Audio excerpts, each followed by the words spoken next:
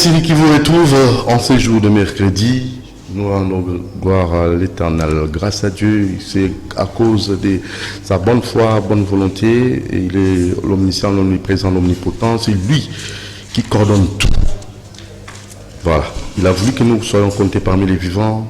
Rendons grâce à Dieu. Merci à toute l'équipe. Merci à Olivier Longwango. Merci à Alain Kabongo. Merci à Christian Banjolo Bouinonzinga. Merci à Moron Djambé. Merci à Romain Makonda.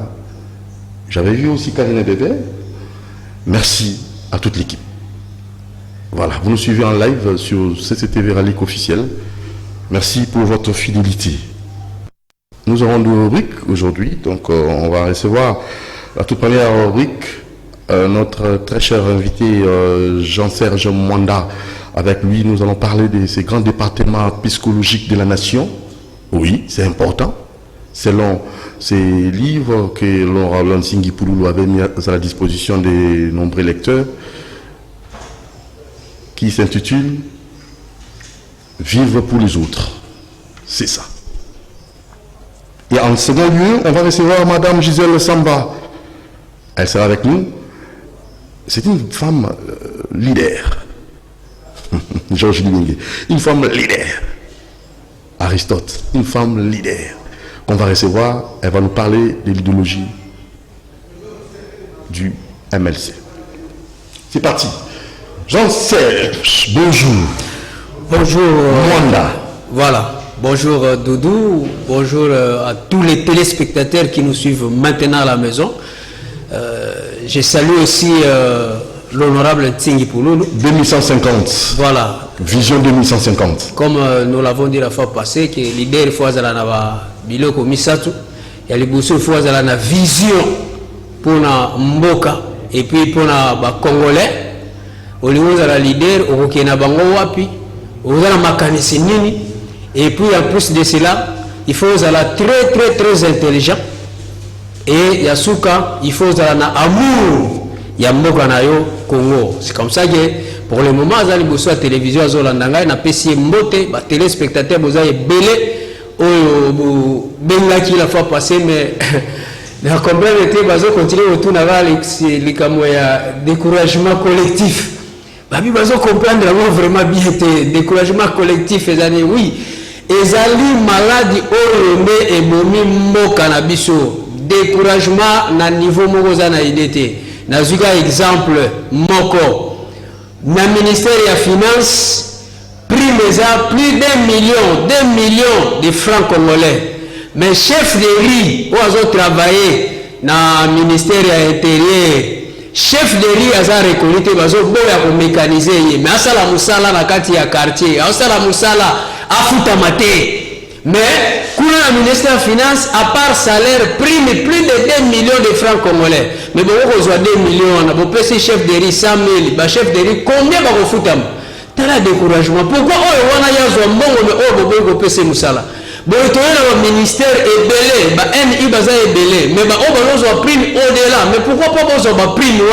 Bon, Kamola, yango ndamu, bon, ça va au-delà NI. Nous surtout les salariés découragement. NI a travaillé au-delà il y a muto engagé.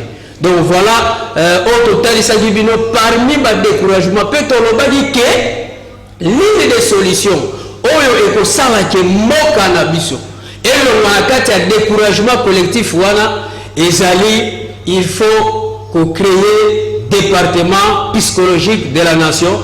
Yamone sikoyo to beta na ngoli solo na kati ya manuel ya guide. C'est l'idéologie de la Ligue des serviteurs au initiateur d'Ango honorable Tsingi Pouloulou a comment 2015 ils ont coexisté et puis le lot assis a projeté Congo en 2150 il y a Kozalate à Kokufanae déjà mais il faut pas tikala na Congo naye na makambo oyo ya zo reposer le comme base nenge bato baza kotanga lokola George Washington na États-Unis akenda kufa mais bazwa posa pour la construction des États-Unis d'Amérique et tikala comme on a une histoire balobelaga né honorable Ntingi na masolo o to robeta lelo département psychologique de la nation.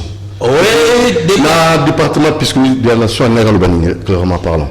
Non, en fait, tous les seuls pays au monde où tu vivras dans un conflit. Tous les seuls pays au monde où le conflit est là, la politique, il y a la politique, il y a l'entreprise, il y a le quartier, il y a l'avenue, il y a l'école, il y a l'église, il y a la confession religieuse. Les seuls pays au monde où conflit est là. Pourquoi conflit? Conflit, il y a des conséquences, il y a à partir du découragement collectif. Si vous avez pensé qu'il faut créer un département psychologique de la nation, pour ne tomber ma batou, le wakati na babiloko ya ba conflit. Dans la carte du département na botanga la mino, tu as 4 directions. Il y a les bosso, il faut créer direction, il y a paix et réconciliation. Pour nous, tu es dans 4 directions. Voilà. Il y a il faut créer direction, il y a gestion, il y a bien malaki. Il y a misatu. Il faut créer direction et la tête de grandes valeurs. Il y a miné, il faut créer direction, il y a lutte contre la corruption. 4 directions, il faut vendre dans la carte du département psychologique de la nation. Aujourd'hui, au moins, le niveau où on a besoin que pour tous les administratifs, il y a malam, il faut avoir une école nationale d'administration. Pour tous les financiers, malam, il faut avoir une école nationale de finance. Tout ça dans l'école, la formation juridique, si je ne me trompe pas, au niveau du ministère de la justice. Alors, il faut créer des départements et marques dans le Moka et Zala, où nous avons la direction, pour permettre de conflit et Zanatina. Si vous avez un premier point, il y a paix et réconciliation. Mais c'est le Maradéjo, non? Non. Ce qui paie et réconciliation. Direction exacte. Ah, direction. Makambo peso salemate. Ce qui est salemaki. Des failles, l'adversaire, il y a président Félix Tshisekedi. Pourquoi? Il y a eu deuxième dans l'élection. Président Félix a mis premier dans l'élection. Paix et réconciliation. Au lieu de brûler Mboka. Au lieu de tout le monde à la biso, il y a eu combien de millions de voix? Il y a eu combien de millions de voix? Mais tu sais les réconciliations. Tu vois, les on a eu des millions de tiens, c'est comme tu créer un programme biso moko. Tu peux travailler. Nous ne sommes pas obligés à cause de l'opposition, la majorité, la moka. Non, ils sont obligés. Donc, tu peux cause na ramoko. Ce n'est pas une obligation, même en sciences politiques. Aux amants, donc tu vois la réconciliation, tu crées opposition, surtout un peu à l'image de sacré et ça les maquille. Vous comprenez? Alors, paix et réconciliation, pays na biso na bateau politique, conflit zali. Zouana na ba église, même na ba confession religieuse. Aujourd'hui, église catholique. Les prêtres vont contester le cardinal Nabango par rapport à Maloba, la position il y a Zozo Namboga na l'église. Au lieu de protestants, les pasteurs vont contester l'évêque général Nabango. Au lieu de l'église de réveil, de l'Okamba évêque général, Sonika Fouta évêque général, contestation, basali Yanzambe. Les gens qui devraient prêcher par amour. Il n'y a pas longtemps, tout le monde a mort, arrestation et salami, les gens ont condamné, les bosseurs stade des martyrs. Conflit dans l'église de Nabiso. On a un ministre, on a un conflit, un premier ministre. Tout le monde a un ministre, on a un conflit dans la population. Député dans la conflit dans la population, si on a voté comme le peuple a gagné, il était pour la ligne. Donc, manière de agir, il y a ça, ils ont aussi le peuple a l'unité. Comment ça n'a été? On va invalider l'honorable Ntingi. Tout simplement pour le chef de l'État, avant qu'on nomme Moutou, tenir compte à passer. Et là, on voit qu'il avait un problème. Mais est-ce qu'il avait tort? Et c'est là que je vais invalider. Na batua na po ba ebike. Bango baza batua ba créer ba biloko belé na ba mitu ya bato. Donc conflit ça. Ba gouverneur nyonso ba province. Bazaki ba auto la plupart baza aux la déchet. Ba président de l'Assemblée pour la ligne. En conflit permanents avec les députés provinciaux. Nous surtout aussi là. Parce que chacun a sa position. Raison pour laquelle le département on est fait là. Nous avons des psychologues, des anthropologues, nous avons des sciences. Une étude comportementale. Voilà. Bahobenga Fayulu baebisi no vanda wana. Yo za congolais za mbo wana yo bato la peuple. Ça aussi l'ethnographie parce qu'il y a aussi comportement sous lié na ethnie à motoné motabotama. Et si quand il y a Outa, ça aussi ça. Nous sommes déjà géré partir il y a département wana. Donc pour éviter tout ce qui aura comme tribalisme ezalate bato wana nyonso na kati ya département olongoka wana na ba avenue na biso eza na bato bayoka na kate bourgmestre ayoka na tena ba chef de quartier to na combien de bourgmestre lelo baza ba pomba ba nommé yene ayoka na ba chef de quartier te la police eza pembeni na yoka na bango te anere eza pembeni na yo ayoka na te donc toza le seul pays où il y a ba conflit kouta na se ti likolo kouta likolo ti na se ne yango moni honorable Ntingi a pensé déjà vu déjà ayebaki ba makambo yango ndenge amonalaki yango déjà de loin alors il s'est dit il faut créer un département psychologique de la nation oyo kozala na eloko wana alors paix et réconciliation et pour permettre sikoyo mutu avant comme même mokonzi soit aleka kuna ou soki problème ekomeli biso na mboka département wana interpeller batu wana ba entendre bango pour mettre paix et fonctionner tolongo wana tozui deuxième direction bien malaki omoni buku oyo na ye nango buku oyo ezali rapport monene ya gestion ya bien malaki oyo esalemaka na conférence nationale souveraine mais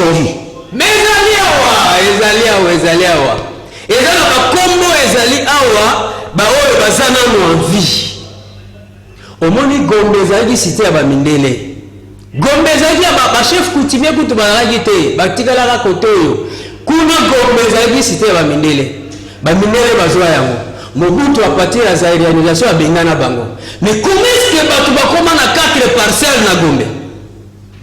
Ensuite le monde pour les alliés ba Bengani Bango Gombe tigale la patrimoine ya mboka. Et ça pour tous les Congolais. Ba bureau ezala kiwana banda la plupart ya banda kwa Gombe za ya l'état. Normalement na muto na 4 parcelles 5 parcelles na Gombe mais yé avant de côté mususu bien outil province mususu. Ne omoni livre oyo oyebi rédacteur nango Mende Omalanga ezali awa ekoma mao ezali awa en quelle année na 92 non na 96 tango musée le père 97 Mende Omalanga.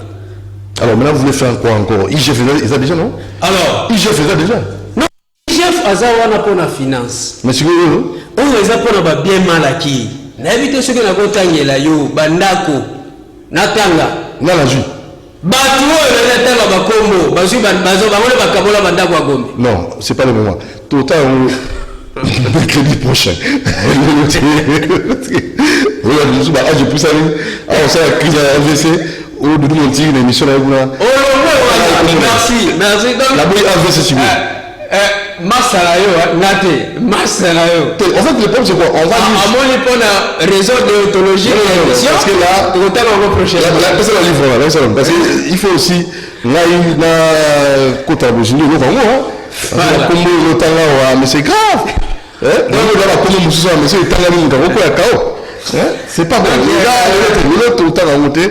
Mais il s'appelle Masalayo qui est parce qu'il faut tout s'imprégner na dossier na livre beaucoup total en tout côté la mototé na ba kombo venir ba tominer na mboka na biso mais je vous assure c'est tanga noa ils appellent la mototé lelo rapport ya bien malaki total en mercredi prochain total ba kombo tokoba. Merci beaucoup. Donc à part wana ba kombo total na te entreprise banque centrale ezana ba parcelle ezana ba patrimoine ezana mituka ezana ba tubakabola yango ekoma ya bango ba entreprise ebele oyo tobenga lelo SCTP onatra bakan izala il y a des travailleurs, j'ai camine na nyonso na ba militaire même ba camp militaire comme les spoliés, ba tu ba kabi ba banda ko ka boy, ba individu ba kaboli ba patrimoine ya l'état ba kaboli yango. Sans se rendre compte que va appauvrir l'État. Parce qu'on a 4 départements psychologiques de la nation, ils ont négligé. Et ils ont dit que gestion de l'État assuré que l'autre côté, il y a l'État sans pourtant, au salaire là momentanément, aux en pouvoir, sont aussi ici au Tikiamo. Donc ils ont dit, ils ont dit l'État. Donc respect bien connu. Il faut voilà, respect dans nous.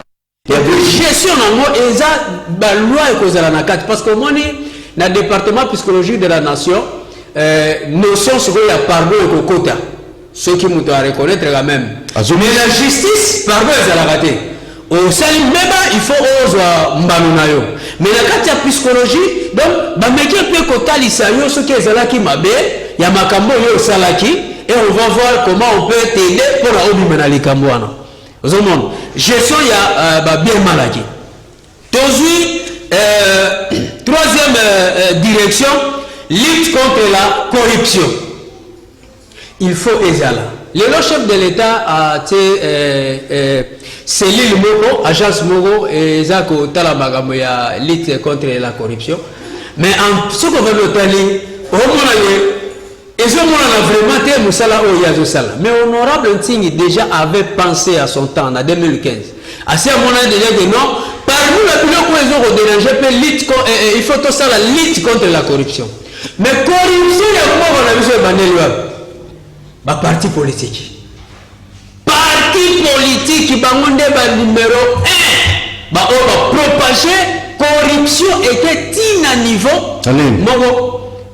À partir de la parti politique, nous avons élire des membres de la candidat. Dans la élection, qui pouvait croire au moins à Moutou à Zuité, à ça moins de voix, mais voilà, il y a un bon.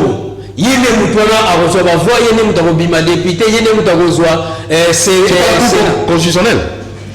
Non, mais la cour travaille, mais l'homme politique vient à la cour. Il amène la. À l'époque, on a passé, tu as ça, tu chargé. Non, tu as chargé courte.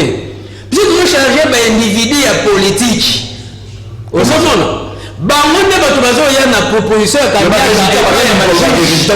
valable. C'est pas un coup constitutionnel, la soupe tel. Voilà. Tant qu'il y a aussi au lieu déjà, il y a aussi allié. Ah oui, on le temps là. Vous comprenez? De yone mutoya, on proposait avec non moninga na katanagi.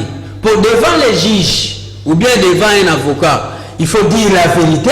Pour y aller bandeni na rolambela yo pour présenter les. Ça a toujours été comme ça. Alors yo c'est que non nga pena na terre ba ebinga mais na katanagi na zo moi 1000 fois na ngai. Mais ce qui na tia ta moi $10,000 yo ko edenga pour que na se retrouver la même chose aussi généralisé, c'est pas tout le monde. C'est exceptionnel les alliés. C'est ça aussi. Ils ont un bateau peut gagner à l'élection bazali. Ils ont un bateau bazali dans parti politique baza honnête sincère bazali. Vous comprenez? Alors donc corruption c'est où dans la parti politique na biso. Oh, c'est dans la parti politique baza ko combattre yango baboya que donc tu as battre campagne naie voilà au Manzo tu battre campagne naie Salamo à convaincre les lecteurs en tout cas et les jours J à l'ougaté Kanyaka surtout dans moi si intelligence n'a pas capacité à vous à gagner honnêtement et c'est et vous avez vraiment fierté pour la maman Gisèle Samba Bunda voilà Tokoba ok tu peux se permettre si les amis voilà donc tout le monde dans le parti politique tu es dans la famille na biso moi na zuité na classe papa zozo mbongo ça faut insister ça moi na passé classe na ma famille na bandako Audi Nerval exactement pour le Kébélé abanda soko futa Nerval na mbongo mwa mukaza nango lelo yo mwana akoki ko banda première année na école A deuxième année na école B troisième année na école C tango koma na sixième année primaire papa moni mutu moko na basaleli mwana ba bulletin ba corrompre monsieur moko wana bien directeur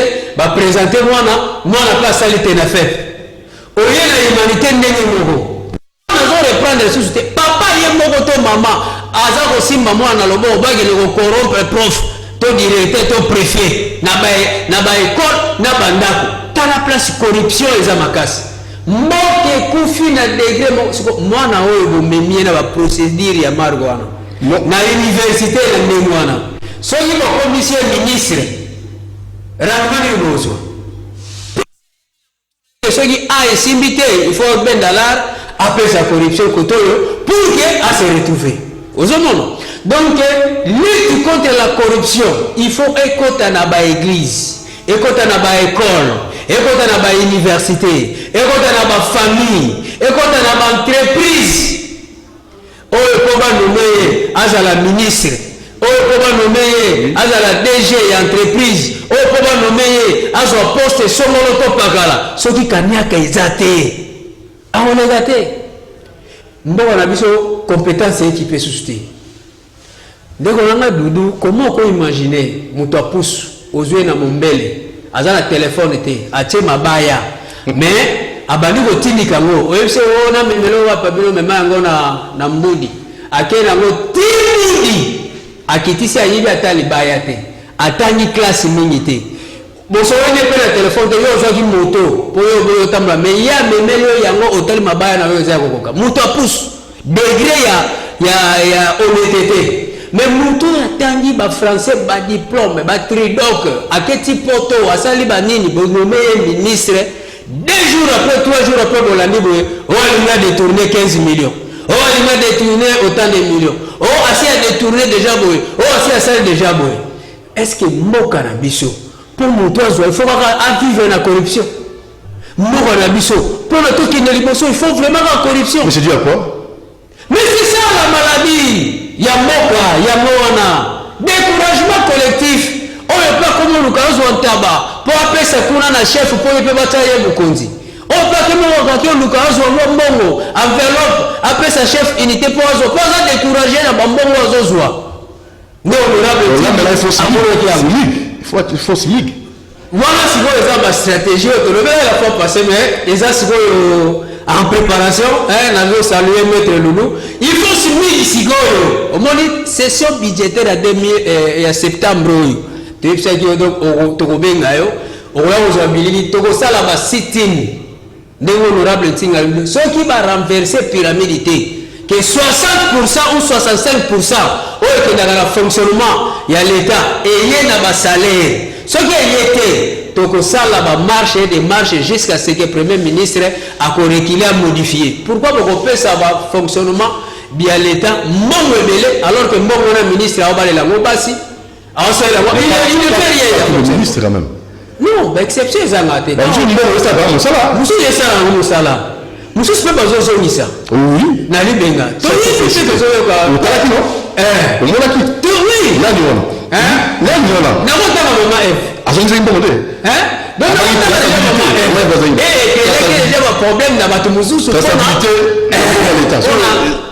ali non d'abord avant banda musala bengi na no IGF ya pour s'assurer que ndenge nazo banda musala na ngati na kosubisa ngai ta na kosala na ko rendre compte na ko na bimate sali IGF ye atali déjà mbeba ya prédécesseur na ye ensuite ya bandi musala mais nous sommes ça ce qui quelque chose est égalé aza toujours les gars ça et créer déjà un problème par rapport à bato mususu ou ba olinga pratique wana te ba mesana ke notamment zongi la libenga na ça dépend de maman Eve na saluer et presse et si que zoamie aza une lame forte to se pelaka na ye makasi donc ce qui tozowi na corruption au moins a te fléau eza makasi alors direction ya suka eza direction ya tête de grande valeur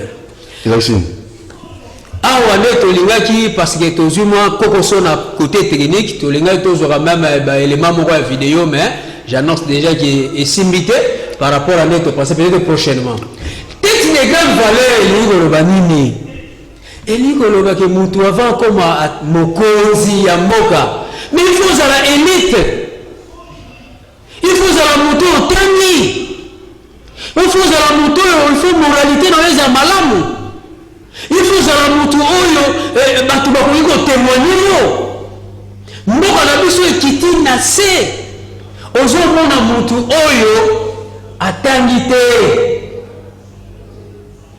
mais balingi mutu wana ye nde azala président de la république litu wana bandeko na biso ya MLC bazalaki nango trahi na 2006 pour converger une fois pour toutes na niveau ya constitution kopose babase eposaka problème ke tozwa mutu oyo atanga azala mokonzi na mboka na biso na 2006 ata bazotravaille constitution wana eposaka problème eza MLC abunda na ye déjà à l'époque wana mais bayini ya Congo fotoloba yango ndenge wana batika ouverture wana ata moto atangi te azala président de la république ata moto atangi te azala mokonzi na eloko boye ata moto atangi te azala na esika boye ozomona tete de grande valeur oyoloba na kati ya département psychologie de la nation bato oyo baza na limemia moto ya moralité ya malamu moto oyo azali élite moto oyo atangi malamu moto azolata malamu eza te moto oyo bayebeli ye na quartier aza na ye moto ya bajalelo moto moko ya mabe me lokola aza na mwa mbongo ebele ya kosomba baconscience ya bato apres ye kokomisi ye mokonzi jamais tete de grande valeur eyi koloba ntango bozozwa bato botya bango neti na seni wana mifu ezala bato ya moralité ya malamu est-ce que vous pouvez imaginer les lois motuna wana ta musuna zo vanda no mituna eza faute ya nzambe to eza faute ya bato mais nini seli ba professeur religieuse baza incapable de retrouver solution aux hommes donc eza déjà problème moko oyo eza ko déranger biso na degré mo do comprendre te donc tête de grande valeur ezali ko produire bato bao batangi kelasi ya malamu bato bazala ta mususu les 10 premiers pour to stimuler par na biso bazala se baye bakotanga kelasi pour dans les jours à venir ba réussir ozomona donc honorable Ntingi Pululu asi a pensé asi a commis na yaki na buku oyo betokotanga yango très prochainement avec l'autorisation ya pour na toyeba mais dis-moi vivre pour les autres et ça voilà merci ezali livre au okoki kozwa benga ngai nazali coordonnateur ya ligue des serviteurs vision oyo wana ya honorable Ntingi aza reporter toza ebele tosalaka mpe ba réunion okoki mpe korejoindre biso okoki mpe kozwa livre oyo donc benga biso na plus 243 97 53 non, permettez, plus 243 97 53 48 595. Bandeli, plus 243 97 53 48 595. Donc pour finir, au Bengi, Tokutani, vous avez besoin de livre au reçoit. Papa, maman, Elenge, vous avez un leader nayo. Asi asali nini? Vous avez un dépôt mbongo. Biso tozolanda mbongo te tozolanda nde makanisi oyo ezali awa pour que dans les jours à venir Congo ebonga 2150 oyo bakotikala batikala na bible oyo bakanisa honorable Ntingi mpe biso oyo tozolite pour que mboka na biso ebonga loba malamu mpona Ntingi Pululu loba malamu mpona Congo kanisa malamu mpona Ntingi Pululu kanisa malamu mpona Congo sala malamu mpona Ntingi Pululu sala malamu mpona Congo tukutana na bino mercredi ya bageni totanga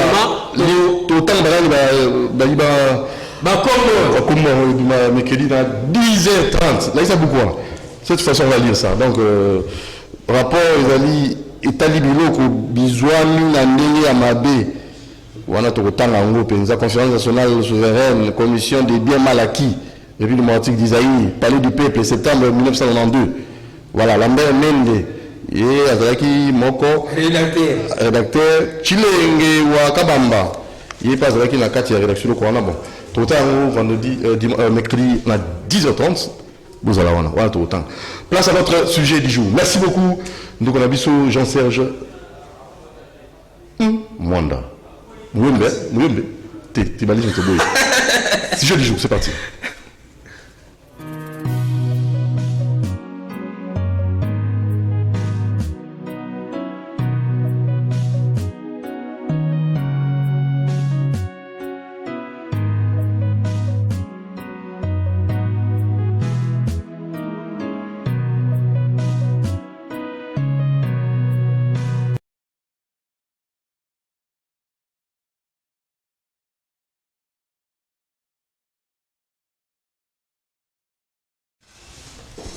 Voilà, merci beaucoup. L'autre MB maman. Boulobara mingi. Pour nous voir maman na plateau la Génie Congo, il a facilité. Ça a peine à recherche. OK, Luki Aristote, OK, Luki Georges Libenge pour Jean maman. Maman na plateau. Maman va ni penza. Bon, madame Saming, hein, pour la bana, tout ça. Tu as mis pour la minute le maman Gisèle Samba, mbote maman na biso. Mbote. Santé ça bien. Par la grâce de Dieu. Ah, tu as mis au maman, tu as c'est le maman na plateau. Nanda kumala mon papa bana. Baza bien ba onyos. Maman Gisèle Samba zana. Maman Gisèle est présidente communale ya MLC Kasavubu. Tout ça na fona un où ils dirigé par notre honorable Nabiso Idi Yeli Molangi. Maman Gisèle Samba. Tu as vu le roi génie du jour au moko européen ça penza yo makanisi mais avant de côté na Bozindo ya makanisi qui to européen ça apport na yo nini penza yo sala kandaki maman na kati ya parti ya MLC nini o sala nini o sala ngai o ngana zo sala na kati ya parti oui o eza contribution na ngai na parti te pour ni maman o fandate o tala banate o tala mobile na ote o écoute makambo ya politique papa Doudou ngala okamwa mingi pourquoi pona nini bake pona nini kaka ngai maman mais biso tout toza quand même être humain toza ba être humain malgré naza maman nazo ko s'occuper na ma papa na bana mais pour l'amour mboka na ngai na parti na ngai on vanda kimia te et ça le président na ngai national c'est total pena bien biso tout toyebi président Jean-Pierre Bemba azanani awuti na famille nini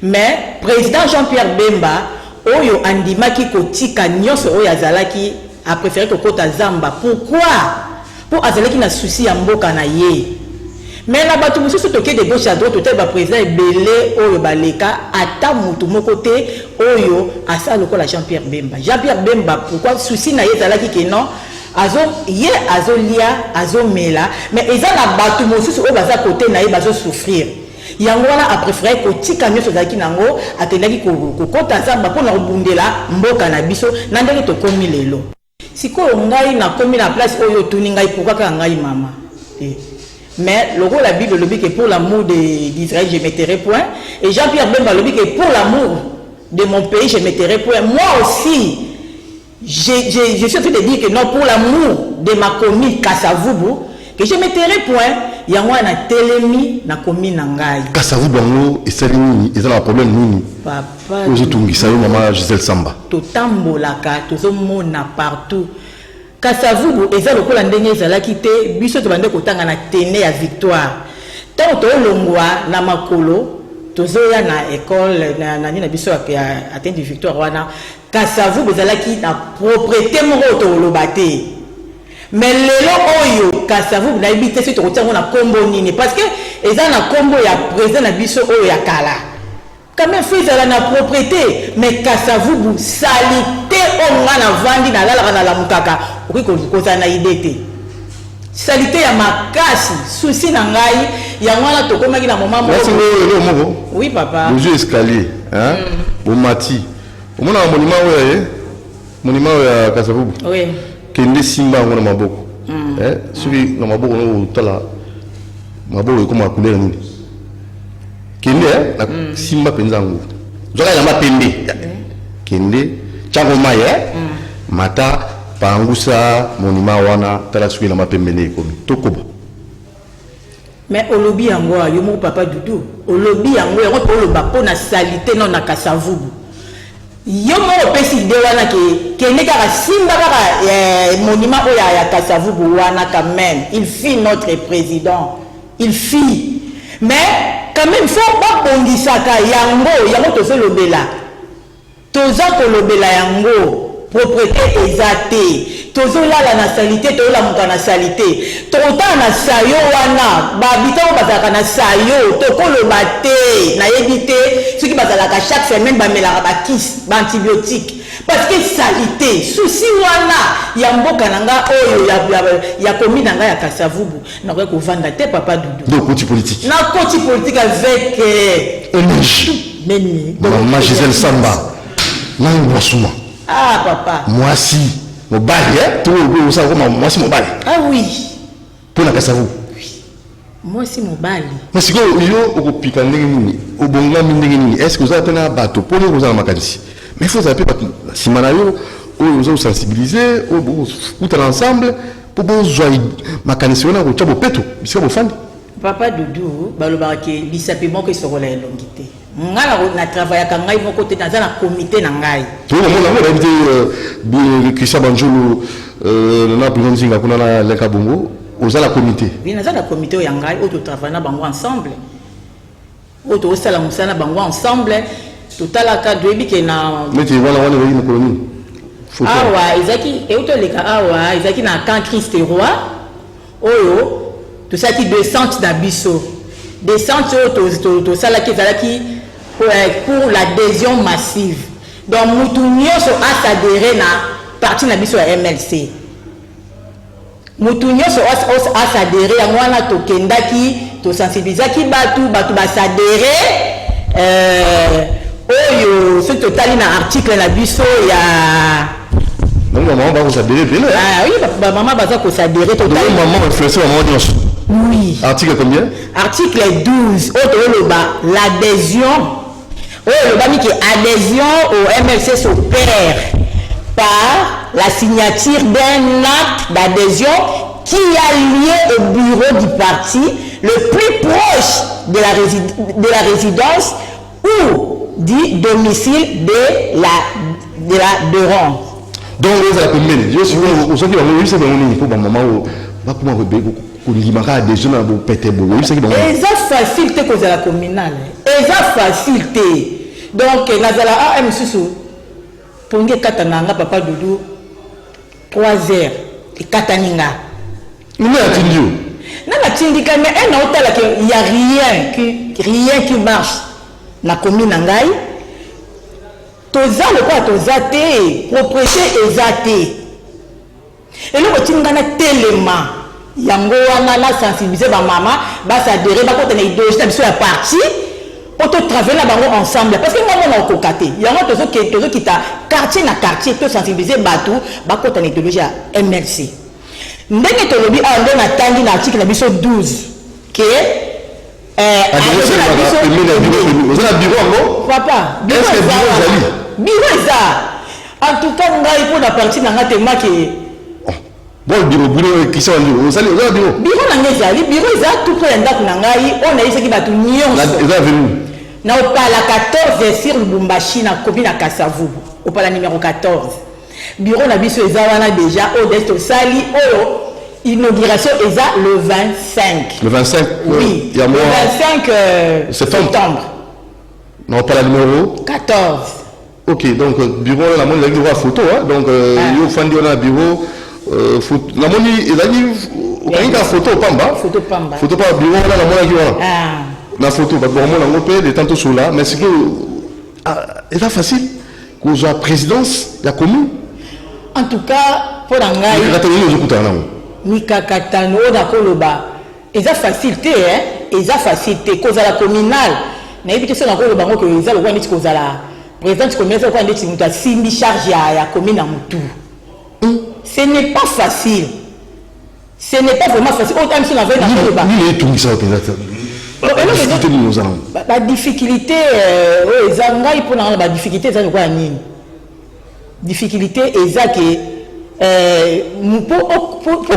pour convaincre Moutouana ce n'est pas facile hein et à Moutou ça va le banazo le banayo a bino bandaka boye comme tu recota après 5 ans il est député au Sundoli Bango papa Sundoli Bango papa et ngana le bamoko na le balikambo moko ezala bato balekakala babosanaka bayebaka te kaka bato wana oyo basungaki yo mpo koma na place wana donc après 5 ans osundoli bango après 5 ans ozonga lisusu na discours ni oyo ozonga yango wana d'autres fois nalobaka faisons la politique autrement politique na vie ezaka te ke non tolekaka tokosaka bango faut dire la vérité faut dire la vérité oui faut dire la vérité mais pourquoi on la kokosa tant que ça le pourtant que rattraper on a le pourtant nani mwana est-ce que peuple a laissé quoi peuple a l'obité la folie hein qu'est-ce que ça monsieur Fouan oui elle quoi peuple a l'obité ça ça bango mais même na éviter ceux qui c'est dans une maturité politique, hein. Peuple comme éveillé. Ah bon, on peut bien politique. Mais pour le va continuer à beaucoup ça va tout. Beaucoup ça va électeur. Pour la bango ça va base. Mais pour la bango voilà, et là nous ça bango ya kokosa que va continuer à kokosa et kokosa wana ko rattraper bango un jour. Ngai pour na ngai na tambo na lokuta te na la vérité. Bita tout ya commune ya Kasavu bayebi ndako na ngai. Oyo ezake na mukutu na fololi bureau na ngate mais na ça ko sala des eaux massives que lelo o so nga na problème na ngai na yebi ndako mama je le sika azali. Ce problème est là na kokita wana na usa mama je na problème boye. Et mais pourquoi? Ils ont bato mosusu que bato ba voter bayebi ndako na yo te. Pourquoi? Bato ba je ba nomio na politique pour la population. Pour la population, vous avez il y a pouvoir. Bon, bis on a MLC, tozana souci à population. Le rôle la président Jean-Pierre Bemba na souci dans ya mboka. O en tout cas azovanda kimia te. Azovanda kimia te ana souci à mboka malgré que votre bazo pourquoi j'ai payé bazo lo baté a lo banini. A lo banini. Na minute oyo. Mais avant de souci wana le la maman azara na souci ya bana na ye nga la maman oyo a déplacé muke atiki bana na papa mama wana bisika azara ki meteka netna ke ngota la bana na ngai na souci ya bana na ngai ka lokola champion be na souci ya peuple congolais. Yango n'explique que partout où il y a la descente na ngai Jean-Pierre Bemba aza lokola mama o ana souci ya bana na ye mutu o esika o bana ne bazali aza musika aza na kimia te ndenge aza na kimia te yango wana mais le temps gouvernement wa o sala mosala dans 100 jours tous les cas ils sont kotika pe kota na mosala sala parce que ils ont sacré gouvernement pe na kati bata mais c'est bazali te mama F bazaiba azali ba mosala malamu en tout cas mbungani na santé akosa musa malamu bata MLC bana kata gouvernement bata MLC bana kata gouvernement mama bazé ba kutolo baté même ata bango moko bandorese baza pembeni bazo ko féliciter mama F Bazaiba travail na yendenge zoleka mais ezana batu mususu o balekaki ba miselo basala ki wana emona na kité mais o ya mama F Bazaiba na ko en tout cas to baté. Il n'y a rien à dire pour maman F Bazaiba. En tout cas, c'est une femme à féliciter. Pour la ministre de la Santé, tout le monde a pu me ramener les Oleka. Il y a Jean-Jacques Mbungani, Moussa les Oleka, Malamu, la santé. La vice-ministre de l'Intérieur, tout le monde a pu Moussa les Salam. En tout cas, pour la ministre de la non, il n'y a rien à dire. C'est à féliciter. Bisso, pour ça, la part de Bisso. Parce que l'homme se batuni que ndé baba ke mutu ako pesa bilan na ye na 2023 c'est donc on parle oya biso mais baba basala pe oya bango biso MLC ndé za musala parce que fourmi ndenge na ido fourmi ba fourmi ndani on ne peut pas bilingue musu ba fourmi MLC do chaka fourmi la extra bon ah fourmi to ba eza ensemble hein. Ne ba fourmi za lisanga fourmi atikaka ndeko na fourmi akoyate so tout tali kaka ozu eloko moko buaki ozotala fourmi ne baleka bazala toujours la ligne moko question azui amoni moninga ko ye a soutenir ye bakei mais fourmi ne tozali OK vous comprenez yango wana tozo mema pe ke congolais nyonso akota na rythme ya fourmi. Kasavubu ozo ba mi environnement kaka salité ne zo tumisa commune wana to makamso ezali salité à part insalubrité sécurité za malamu sécurité oui bon ami quand même c'est déjà to ya nino masango ya quand même c'est déjà production de bosso de utiko ya ba kuna mi ba kendai kuna ko sa bilanga ba pesi biso masango est-ce que sécurité kimia ezali na commune yo commune à Kasavu. Bon, pour la sécurité, on a ici quand on a commune à faire Kasavu sécurité Zali. On a besoin bien pour ta sécurité, mais pas si autre le banane. Maï, tout ça bien. Naïe ici yo bananga na botama papa Doudou. Bananga na botama na mona makambo te na quatre la ville la commune de Kinshasa.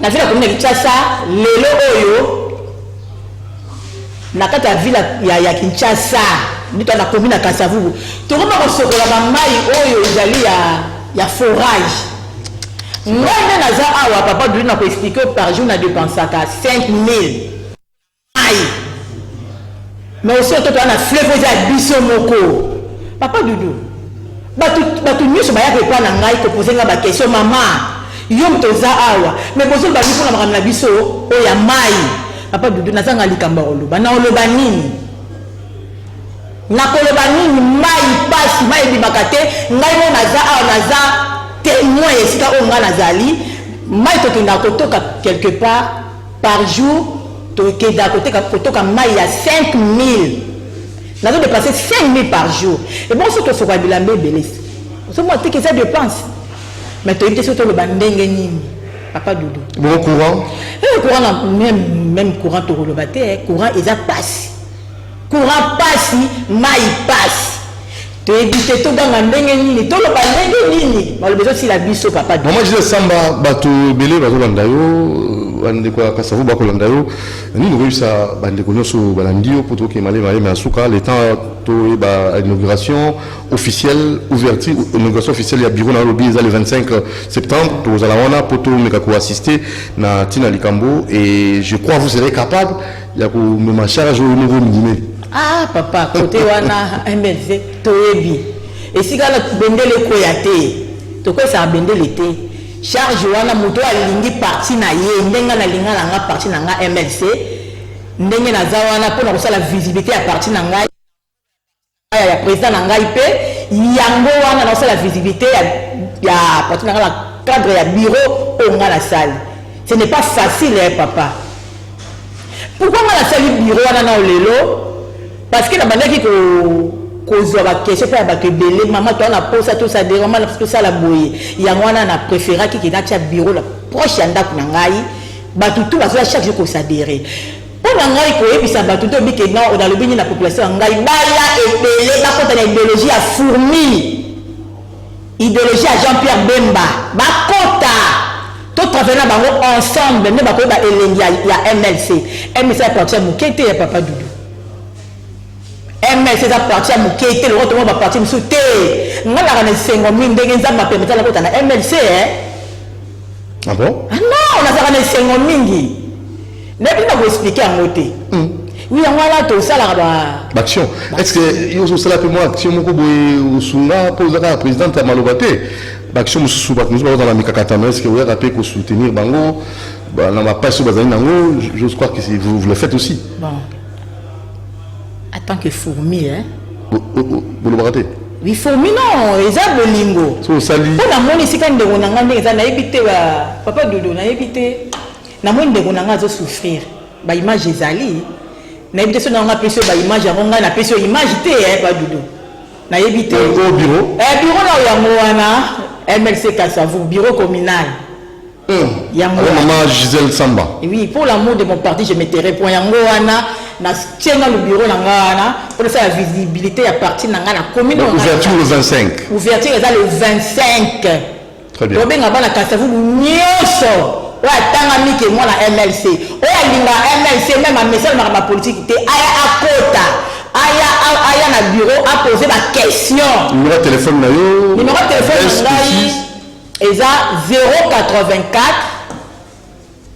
oui ou bien opesa adresse kala bisika ah oui opesa adresse adresse na ngai oyo ya bureau wana esika boza ya bureau na bino eza na opala numéro 14 na kwa ya Lubumbashi opala 14